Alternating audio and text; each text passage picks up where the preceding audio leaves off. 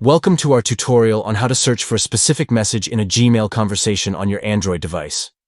If you've ever struggled to find a particular message in a long email thread, this guide is for you. First, make sure to launch the Gmail app on your Android device. Once you're in the app, look for the chat icon at the bottom of the screen. Tap on it to open the chat window. Next, at the top of the chat window, you'll see a search bar. Tap on Search in Chat to start searching for your message. Now, type your search term in the search bar. This could be a keyword, a sender's name, or any other text you remember from the message you're looking for. Gmail will display all the messages that match your search term.